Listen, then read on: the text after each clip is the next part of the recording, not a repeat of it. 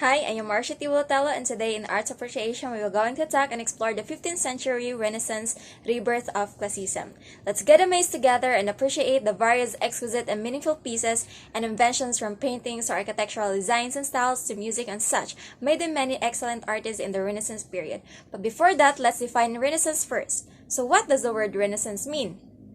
The etymology of the word Renaissance comes from the Italian word rinascita, which means rebirth or revival. So basically, the term Renaissance, generally speaking, it is a resurgence, return, or revival of interest of something from the past. And in relation to this topic, the term Renaissance refers to the revival of classical antiquities, literature, art, and architecture that of ancient Greece and Rome. So clearly speaking, in this period, the Renaissance period, they are not really the artistic output of the Greek and Roman empires, but initial later creations in the same styles and forms of art. Bali yung mga classical antiquity from Greek and Roman is na-revive, na-recreate during the Renaissance period. Noon din kasing Middle Ages, which is the period before the Renaissance arise, ang daming mga conflict na nangyari. Humina yung literature, arts, also economy. Bumagsak talaga, and people that time thought that life was supposed to be hard and that life was nothing but hard work and war. Kasi yun yung na-experience nila eh. Tapos, sa time na to, one of the big changes talaga in the Renaissance was in the basic way people thought about things and how they view the world. With that, madami rin yung nabago in which ang laki at importante siya sa part ng history. So now, when and how did the Renaissance begin? Actually, isa to sa mga controversial na topic. May mga debates na nangyari kung kailan talaga exactly nag-start ang Renaissance. However, it is generally believed that Renaissance began in Florence, Italy around 14th century. The beginning of the Renaissance was also the end of the Middle Ages, then later expanded to other Italian city-states such as Venice, Milan, and Rome. Then during the 16th century, Renaissance ideas spread from Italy to France and then throughout Western and Northern Europe. And around the 14th century, people in Florence, Italy began to think differently about life. Upon looking at the writings and artifacts of the ancient Greeks and Romans, they discovered that earlier civilizations had lived differently.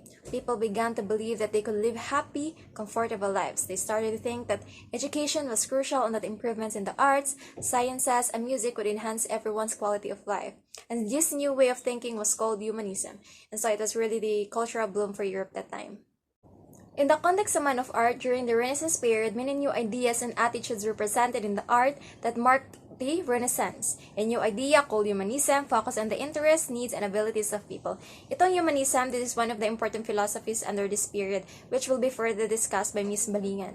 This new idea changed the way artists painted their subjects and the choice of subjects to paint. And Renaissance art was divided into two periods. Here we have early Renaissance and high Renaissance. Early Renaissance is the earliest phase of this period, and it is thought to have lasted from around 1400s until the 1479. Artists studied the works of classical artists who prioritized symmetry and the creation of ideal form. It also marked the development of art theories, new development in painting and architecture, and the formation of style. Whereas High Renaissance, realistic art was introduced with a growing interest in perspective and space. By the way, the term High Renaissance denotes a period of artistic production that is viewed by art historians as the height or the culmination of the art of the Renaissance period. And did you know that in the Middle Ages, the subject of almost all European art was religion, specifically Christianity and the Catholic Church? Well, in Renaissance, artists still painted religious paintings, but they also explored into other various subjects such as Greek and Roman mythology, historical subjects, and portraits of individuals. They also focused on the details of everyday life. Realistic painting and carving was one of the largest shifts in art history. This is referred to as realism and includes a variety of methods that give subjects and backgrounds the appearance of being real, that implied more sentimental or emotional aspects. And these were the new techniques and styles introduced during the Renaissance. These techniques helped improve the quality and realism of art. Here we have first perspective drawing or painting a picture so that it appears to have three dimensions. This creates the illusion that some objects are further in the painting than others. Next is the balance and proportion. Draw objects so that they are the right size in relation to each other. And next is using light and darkness. Many artists have begun to use light and shadow in their work to add drama, perspective, and timing to their art. And next is a fumato, a way of blurring the boundaries between objects. Actually, yung fumato, ginamit to ni Leonardo da Vinci to add perspective and dimensions to his paintings. He used this technique on his famous work, Mona Lisa. And these are some of the important artworks of early Renaissance. Here, first, you have the Expulsion from the Garden of Eden by Masaccio, the Holy Trinity by Masaccio also. David, the one who made this, is Donatello.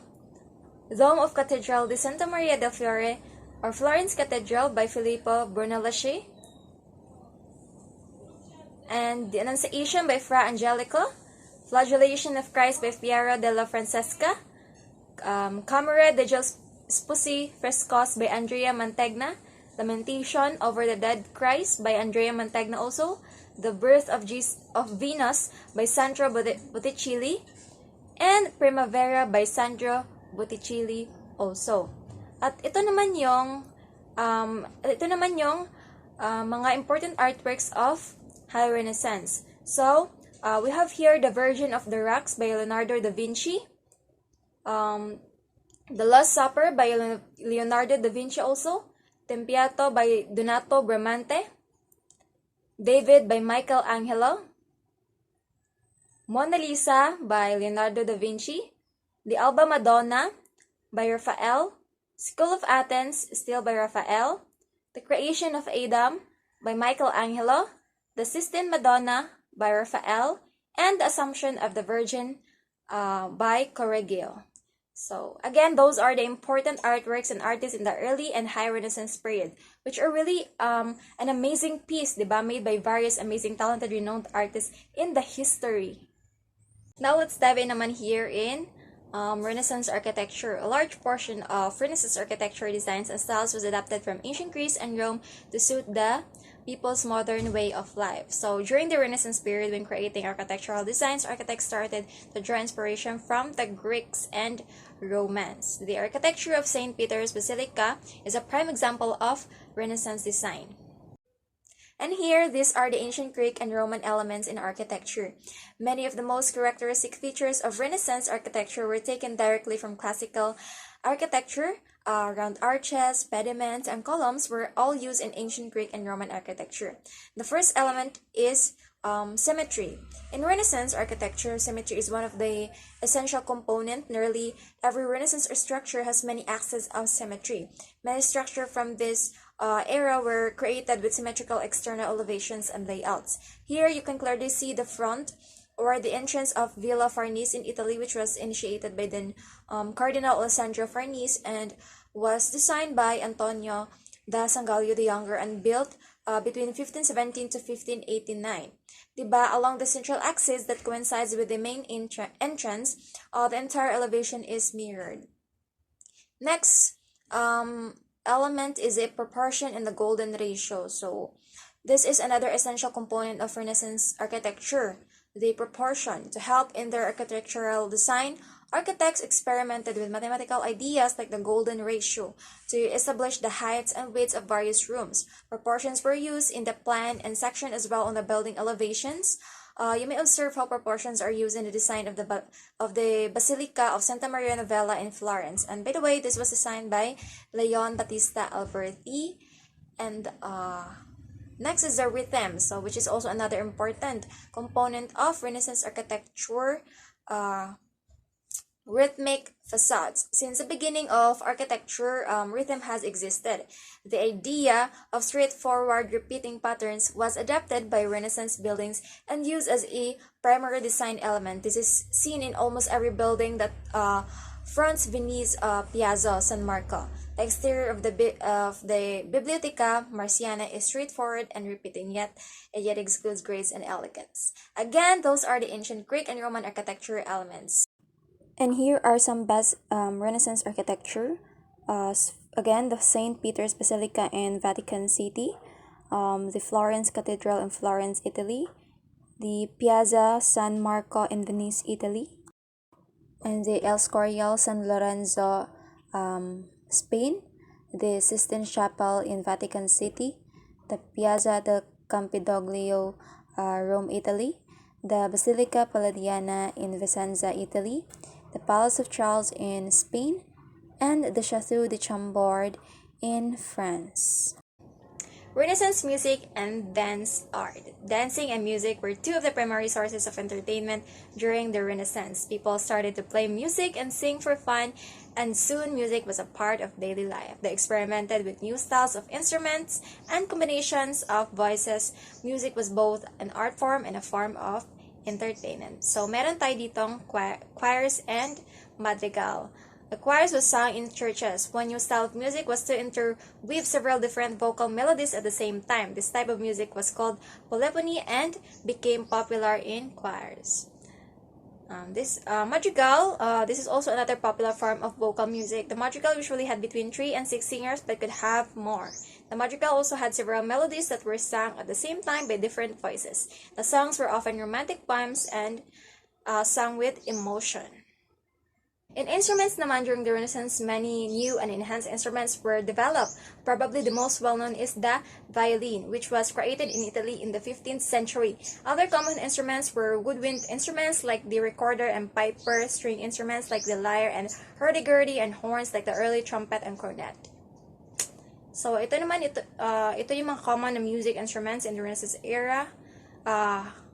Harpsichord, these instruments look like piano. So parang piano siya with keys. But when a key is played, a string is plucked rather than hit like with a piano. Next is the hurdy-gurdy, a string instrument similar to violin. So para siyang violin where melodies are played on a small keyboard and a crank-turned wheel rubs against the strings to make the tone. And lute, a string instrument similar to a guitar with a round back, the strings were plucked to make the notes. And these are the famous composers naman. Some of the most famous composers include William Byrd, Ruskin Desprez, and Thomas Tallis. So, sino nga ba si William Byrd?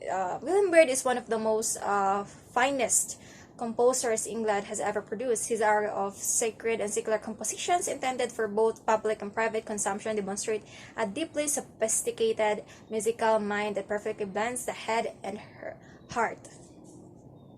How about Ruskin Desprez? Ruskin Desprez was a French composer and the best recognized figure of the Franco-Flemish school of composition. And Thomas Tallis was an extremely talented English composer. Tallis flourished as a church musician during the often stormy 16th century in England. He occupies a primary place in the anthologies of English church music and is considered among the best of its earliest composers because of his life in the service of others through his sacred and secular compositions. So here we have dancing. Actually, there were two main types of dances during the Renaissance: the court dances and the country dances. The court dances were formal dances performed by trained dancers, while yung country dances were dances where anyone could participate. So kahit sino pwede mag-join. And each dance had specific steps and movements. And here are a few examples of Renaissance dance steps. First, we have reverence. This was a greeting step where the dancers face each other. They would then slide the left foot back and bend both knees to bow the other dancer. Next is the saltarello. This is a lively dance step where the dancer would take 3 steps forward and then hop. And the next is the pavon, a slow walking dance that gave the dancers a chance to show off their fancy clothes and gowns. It was usually the first dance of the night. And next is the Italian double or doppio, a step where the dancers would take 2 elegant steps forward and then rise up on their toes. Okay, our key takeaway to sum it up again. Renaissance began in Florence, Italy around 14th century. Renaissance is an era in European history when classical knowledge and wisdom were once again highly valued. Numerous innovations were made throughout the Renaissance in a variety of areas such as new political and theological doctrines, new artistic and architectural designs, new scientific laws, and such, which was truly amazing. The people, the artists, and their artworks are really something, so no question why they're being acknowledged up till now, right? And this was really an important period because people started to think differently. They tried not to explore various kinds of things.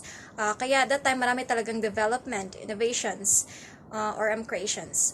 And actually, may mga philosophies pa under this period which plays a big role also. The humanism or individualism, rationalism, idealism, also the Renaissance man and classical man. That will be furtherly discussed by my group mates. And okay, that's all. Thank you. Hope you enjoyed and learned something today.